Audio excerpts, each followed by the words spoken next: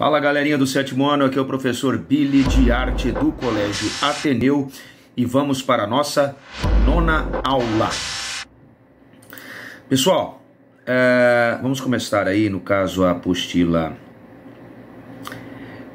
2 do caderno 2, né? Qual é o ritmo das artes? Qual é o ritmo das artes? A gente vê uma imagem bem na capa aí do capítulo, um detalhe, né, de espaço virtual. É um quadro feito com tinta têmpera, feito em 1960, de Judith Lawande, de 45 centímetros, né? Dá uma olhadinha no ritmo dessas imagens, o ritmo, né, que essas imagens causam. Aqui é um outro quadro dela também, que já é um óleo sobre tela, né? Aí não tem nome, feito em 1956, tá um pouquinho antes aí, né? Mas seguindo a mesma característica. Bom, só para vocês terem uma ideia, é bom a gente saber um pouquinho da história do artista para poder entender, né, a sua obra. A Judith Lawande, apesar desse nome internacional, ela é brasileira, tá? Ela nasceu aqui no interior de São Paulo, aqui perto de Ribeirão Preto, numa cidadezinha chamada Pontal.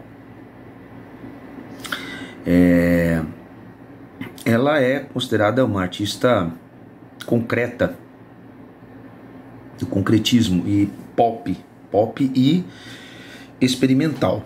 Tá? Ela começou aí a se dedicar à pintura na década de 40, na cidade de Araraquara, na Escola de Belas Artes. Aí, no início da sua carreira, ela dedicava-se à arte com influência expressionista, que já é bastante abstrato, né?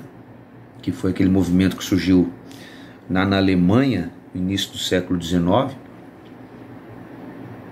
na arquitetura, nas artes plásticas, literatura, música, cinema, teatro, enfim. Mas é bem... bastante... já é o início já do abstracionismo, né? E aí ela pintou figuras, naturezas mortas, né? Que são imagens sem movimento. E ela se formou em artes plásticas em 50. E já em 52 ela mudou-se para São Paulo, onde ela estuda gravura com o Lívio Abramo, né? Um grande gravador, né? Desenhista brasileiro de renome internacional, né? E ela passa a se dedicar aí realmente à abstração total em 1953, tá? Que é o abstracionismo, que é uma forma de representar objetos, né, próprios da nossa realidade concreta exterior, né? Ao invés disso, uma relação mais formal entre as cores, linhas, superfície, né, para compor uma realidade aí totalmente abstrata. Bom, enfim, só um pouquinho da vida dela, só para a gente entender, para poder responder essas três perguntinhas, né? A primeira, o que você entende por ritmo? A gente entende ritmo mais na questão da música, né? A gente ouve falar mais de ritmo na música, né? Que são batidas que se repetem, sempre iguais, né?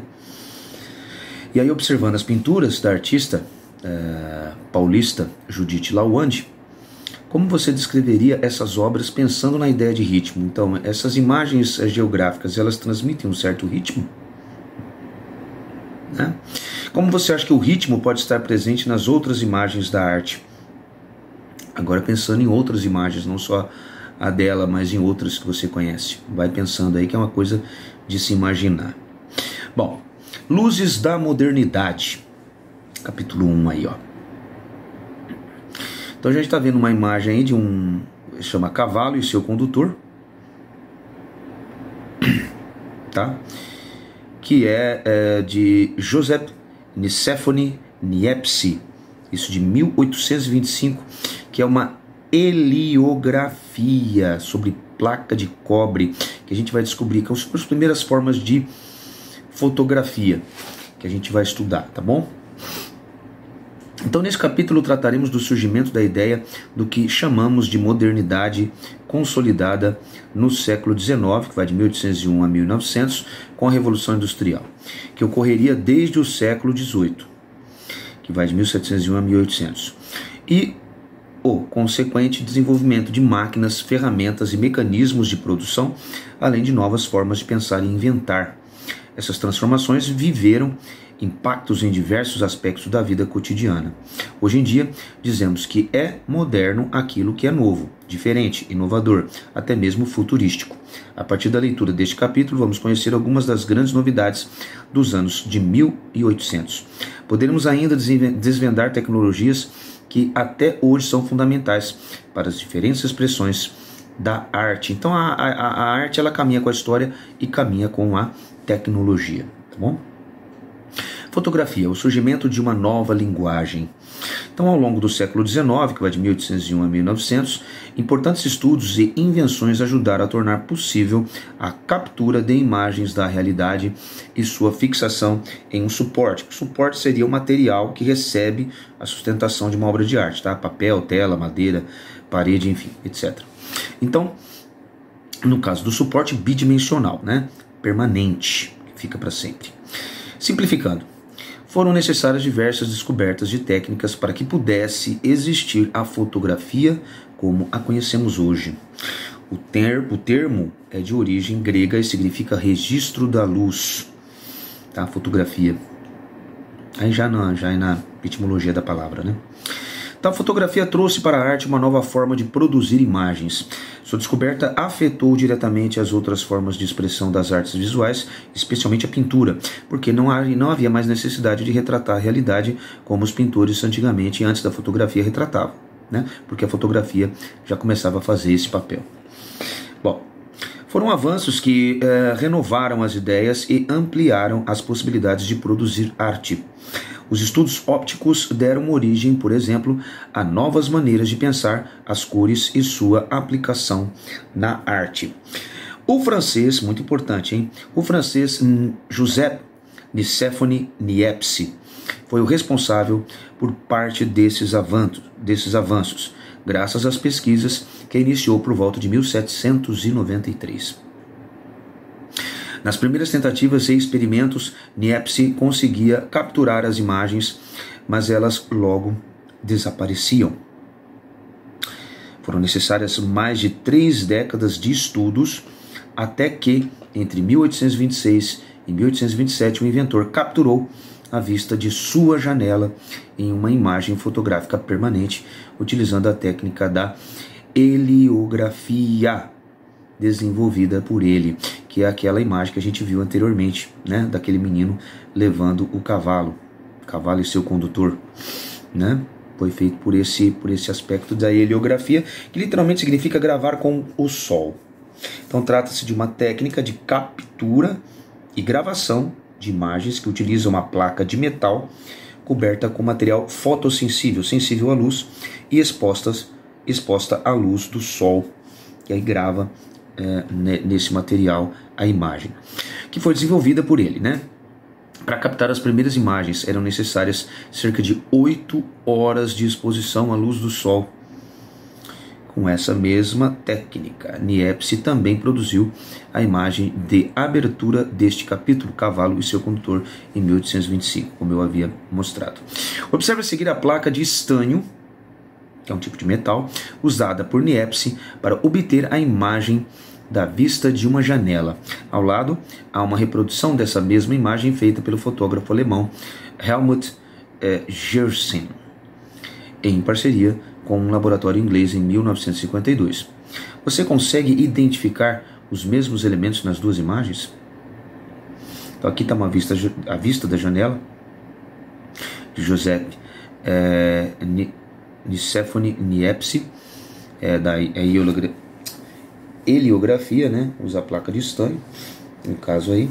E aqui é uma reprodução da heliografia vista da janela do Joseph Nicéphore Niepce, feita por Helmut Gersten, em parceria com um laboratório inglês. Em 1952, esse aqui já é de gelatina, prata e aquarela sobre papel, deixando evidentemente a imagem mais nítida, tá? Outro francês e pintor, Louis-Jacques Daguerre, também se dedicou à pesquisa e ao desenvolvimento de processos fotográficos e chegou a trabalhar em parceria com o Niepce. Esse trabalho conjunto produziu avanços, como a diminuição do tempo de exposição necessário para capturar as imagens, né, na luz do sol. Após a morte de Niepce, Daguerre deu sequência aos estudos e experimentos até o desenvolvimento do daguerreótipo, que foi a primeira máquina de fotografia divulgado ao público em 1839. As imagens obtidas por meio dessa máquina também são chamadas de daguerreótipos. Então não são fotografias, são daguerreótipos. Vamos lá. Observe a imagem Boulevard de Temple de Daguerre. Nela é possível ver uma pessoa parada no meio da calçada, com um dos pés apoiados em uma pequena construção. O que você acha que ela está fazendo? Estaria esperando alguém ou amarrando os sapatos? Essa é considerada a primeira fotografia de uma pessoa e muitos acreditam que a sua presença na imagem tenha sido um mero acaso. Olha só. Primeira fotografia de uma pessoa. Não se sabe quem é essa pessoa. Tá? Feito pelo daguerreótipo em 1838. 1838. Esse cara está com as mãos para trás, né? Só se apoiando assim.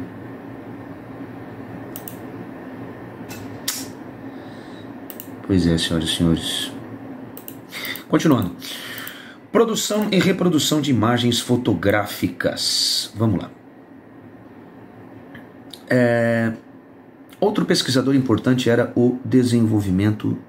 Outro pesquisador importante para o desenvolvimento da fotografia, como a conhecemos hoje, foi o inglês William Henry Fox Talbot. Foi ele quem descobriu o negativo fotográfico em 1835. Eu usei muito negativo, tô velho, hein? A imagem produzida pelo daguerreótipo é positiva, a partir da captação da luz da paisagem. A imagem é gravada de forma direta, geralmente em placas de metal, então é positivo. Já a criação de Fox Talbot tornou possível a reprodução das fotografias a partir do registro negativo, com o qual se pode fazer as cópias positivas. A partir do negativo é possível fazer cópias positivas e não imprimir diretamente no suporte. Então esse processo de transformação da imagem é chamado de revelação. Vamos revelar a foto, vocês não sabem o que é isso, mas a gente revelava muito fotografia quando não tinha ainda esses celulares que tiravam foto e instantaneamente saía a imagem. Você sabia? O dia 19 de agosto é conhecido como o Dia Mundial da Fotografia. Foi nesse dia, em 1839, que o governo francês anunciou que havia adquirido e colocado a invenção do daguerreótipo em domínio público. Isso aconteceu 7 meses após Louis Daguerre anunciar na Academia de Ciências da França, em 7 de janeiro de 1839, a invenção que vinha desenvolvendo em parceria com Giuseppe Niepce. Está aí a câmera de daguerreótipo, produzida pelo francês Alphonse Giroux e pela Casa Soucy Frères em 1839.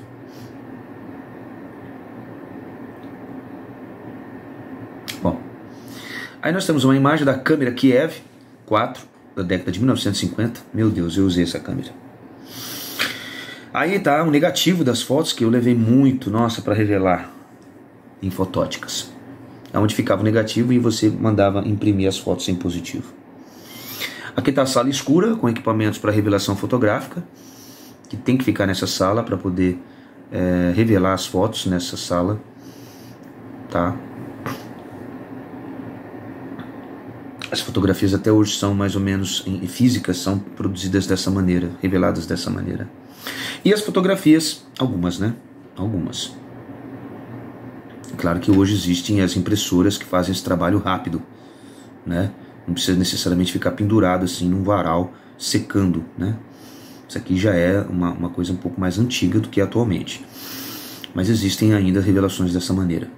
E fotografias reveladas. Aqui já as fotografias já no papel. Bom, tipos de revelação fotográfica. Vamos ver. Fotografia analógica em preto e branco. São as primeiras fotografias. Antigamente não tinham cores, né? O filme ou papel fotográfico é gravado de forma que as áreas claras da imagem capturada apareçam escuras ao negativo. Realmente é o contrário, né? Por isso que chama negativo. Na revelação, que envolve processos químicos, sim, processos químicos, a imagem é ampliada e invertida, para que na foto as áreas escuras do filme se tornem claras e vice-versa, né? E as claras escuras. Fotografia analógica colorida, tá? Já um certo avanço aí, né?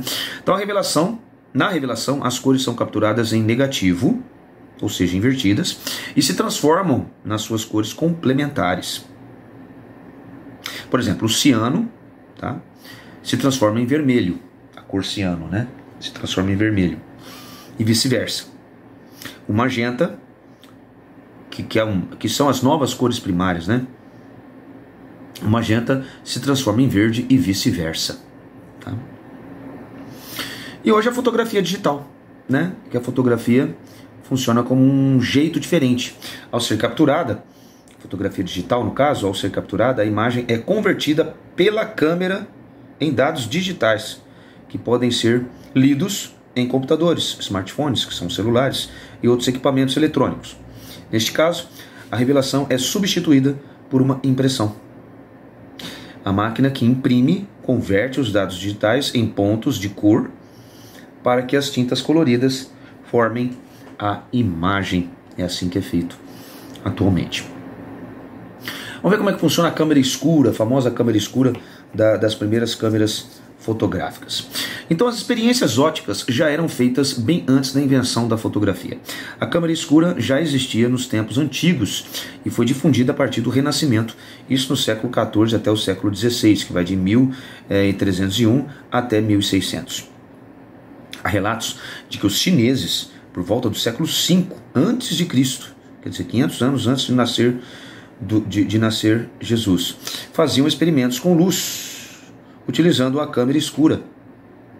Para os artistas do Renascimento em diante, o uso da câmera escura possibilitou uma mudança na percepção visual ao introduzir com mais força a noção da perspectiva na criação das obras. A base mecânica primária da fotografia está nesse invento. A partir de um pequeno orifício, quer dizer, um buraquinho, a luz é projetada de forma invertida na superfície interna oposta à caixa. Observe no esquema ao lado, que eu vou mostrar para vocês daqui a pouco, como a imagem aparece de cabeça para baixo para o artista na parede inferior de seu ateliê. Com as evoluções, vamos olhar a primeira imagem, olha só, é o esquema representativo do funcionamento da câmera escura, né? Está ali a imagem entra ali por aquele orifício dentro da câmera escura e é colocada de forma invertida na parede posterior de dentro da câmera escura. Com as evoluções tecnológicas, com a introdução do uso de lentes e espelhos, né, os avanços dos métodos de captura de imagens não pararam de acontecer. Esses avanços atribuíram diferentes funções à fotografia no decorrer do tempo. Após ela se estabelecer como linguagem, tornou-se comum, por exemplo, como linguagem artística, né? Após a fotografia se estabelecer como um tipo de arte. Tornou-se comum, por exemplo, que os pintores produzissem telas com base em fotos de lugares, objetos e pessoas. Então eles pegavam aquela foto artística e transportavam aquela imagem para a tela pintada. Bom, a fotografia ela pode ter diferentes funções. Então vamos lá. Fotografia como obra artística, ali como linguagem artística, né? A própria fotografia é o produto final da criação de um artista, ou seja, é uma obra-prima, uma obra de arte, de acordo com o ângulo, com o efeito de luz e sombra, tá? De acordo com a poética e a sensibilidade que aquela foto foi feita, pensando de forma artística, Já a fotografia profissional, né, estabelece uma relação direta com o mercado. Aí é questão comercial, né? Como a publicidade, divulgação de um produto, por exemplo, nos retratos de estúdio, né, de modelos, nos jornais, revistas, principalmente as revistas de moda, etc. Né? Então, é a fotografia profissional. Existe a fotografia como meio. A fotografia como meio, a imagem fotográfica é usada como parte de um processo de criação. É meio, fica no meio ali, tá? Como para pintar um quadro. Quando o artista utiliza aquela imagem já da fotografia para pintar um quadro, então ela é um processo de transição. A fotografia fica ali no meio desse processo. Ou então para fazer um desenho, né? O desenhista olha uma fotografia, então também é uma fotografia como meio, ou uma colagem, enfim, etc. E tem a fotografia doméstica. Bom, a fotografia doméstica são as fotos que tiramos em nosso dia a dia, nosso cotidiano, para pôr no Facebook, Instagram, essas coisas, né? Para registrar pessoas queridas, né? Guardar aquela foto, né, física ali no computador, ou aquela foto física naquela caixinha de sapato, né, para relembrar os momentos antigos, ou então até mesmo no computador, ou no próprio Facebook, né? Então, são momentos ou lugares especiais. Bom, pessoal, por hoje é só. Obrigado pela presença, pela atenção e até a nossa próxima aula. Valeu!